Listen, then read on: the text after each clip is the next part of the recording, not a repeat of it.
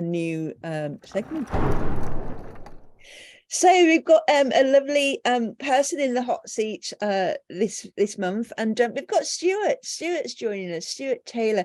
Hello, Stuart. How are you? You okay? Hi there. Yes, I'm good, thank you. Yeah. How are you enjoying the show so far?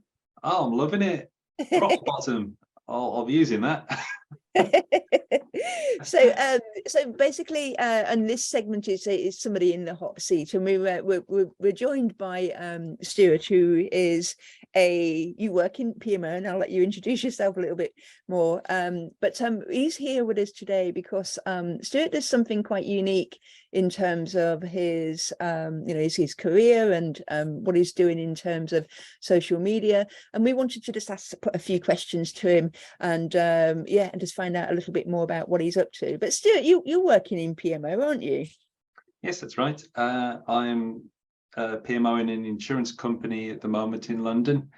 I've not worked purely in financial services. I've worked across NHS, local government, banking, retail. So I've diversified my sectors quite well. Never really mastered any of them though. It's funny, I've actually I'm on my second insurance company, and 5 years in, and I still don't really know much about insurance. Yeah. I seem to be spending all my time just helping people with projects, and for the last few years it's been really project focused, helping project managers to have standards, improve their skills, coaching them through difficulties. And now it's moving more up into the portfolio space, where I'm getting to spend some time with the senior people who have their own perceptions on the value of PMO. Well, yeah, but hopefully not TBs. But you do other things in your spare time as well, and you always seem to be busy. I don't know how many people have come across Stuart before, but you use social media really well, and it's all about interlinked with you kind of building your own brand and all of that kind of stuff. How did you get started? I mean, what is it that you're doing, and how did you get started with that? Well, I moved from one job to my current job, and it was at the start of the pandemic. And I went from a role where I was teaching people how to do things, teaching other PMOs how to do things, to a situation where that wasn't the case. And by that point, I'd realized I'd been telling people pretty much the same thing over and over and over. And I thought, well, why not just tell a wider audience much quicker? And as soon as I got over the obstacle of, well, why would anybody want to hear that from me? Then I was good to go. And the lesson that helped me get across that was someone said that, when you've seen a Sherlock Holmes story, they still make other Sherlock Holmes stories. Other people come and play Sherlock, they didn't stop at Basil Rathbone. They've told the same story multiple times to different people, because there's always somebody who brings a different voice to the same topic. Yeah. And when I realized that, I realized anybody could become a creator. Anybody can share the same lessons through their lens and have an appeal and have reach. And as soon as I realized that really just helped me to get going, and it's been all fun ever since. How long have you been doing it for? About 2.5 years. I did attempt blogging at one point way back, but the written format just wasn't really best suited to me. I never imagined really I'd be pretty good at, like I say, doing video content.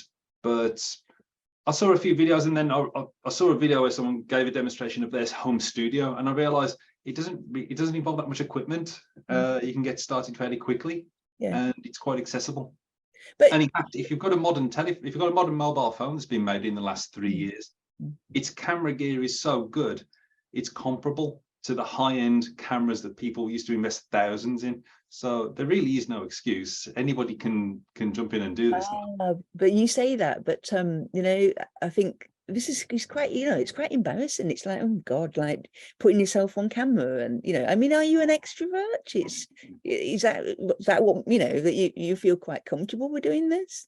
I'm happy to share and get engagement from other people. Interestingly, on YouTube, it's been discovered that introverts perform quite well when talking to camera, because they're talking usually to a piece of plastic and glass that doesn't give any human feedback. So an introvert can actually thrive by doing this and actually show a different side of their personality. And open themselves up a lot more than you'd expect, whereby an extrovert is often more in danger of waiting for cues, waiting for feedback, right. and would struggle with that part. Okay, did you watch your stuff back then? Because it's like, that's the thing that me and Eileen always say. We get recorded doing presentations and things like that, and she's all, you know, we're always, well, just don't watch it, you know. So although we've just had to sit through those out and about videos, and I'm just sitting here and I'm like, oh yeah, you know. But well, I have to watch myself because I edit my own videos, and the first thing you learn when you start editing anything of your own content is you've got to learn to forgive yourself. That's just the first thing. It's like, forgive yourself for all the funny faces that you pull that you don't realize you're pulling, the funny quirks, the way that you mispronounce words and things like that. You've just got to learn to forgive yourself fairly quickly, and then you're good.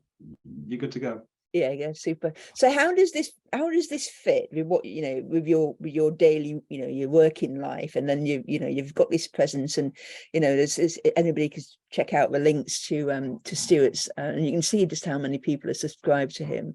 How does it work in terms of you having a day job, and then that, are you sharing your videos at work and things? Yes, I'm really fortunate that I've got an incredibly supportive boss who has encouraged me all the way through this.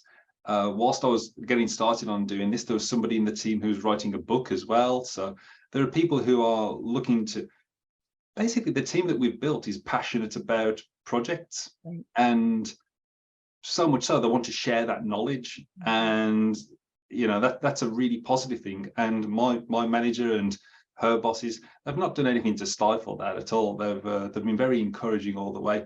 And it helps to have, you know, a very supportive family as well, because the time it takes to create content, I can't shorten the work time, otherwise I get fired. Yeah. I can't really shorten the sleep time. I tried that when I got started. That didn't really work out too well. Yeah. So what's shortening really is potentially family time, and I'm having to find ways to manage that constantly. But it helps to have a very forgiving and understanding family. So when you started doing this, I get that, you know, it's just this outlet, it's being able to share, and then of course, you know, people can, rather than having to explain videos, you can show people your channel. In fact, anybody who's on this session today can also show people your channel, so they don't have to do the explanations.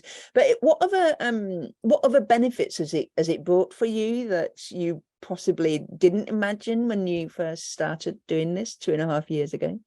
I, for one thing, didn't imagine, there's so many things I didn't imagine. I didn't imagine monetization being something that could happen where you get paid through YouTube for the adverts that get shown. I knew it was possible that you could get to that point, but I didn't expect to be anywhere near there for about 5 years. I got there in just under 2. So I didn't expect money. I didn't expect public speaking, people to come to me and say, hey, you've got some good videos, you talk about things, do you want to come and talk to us in person?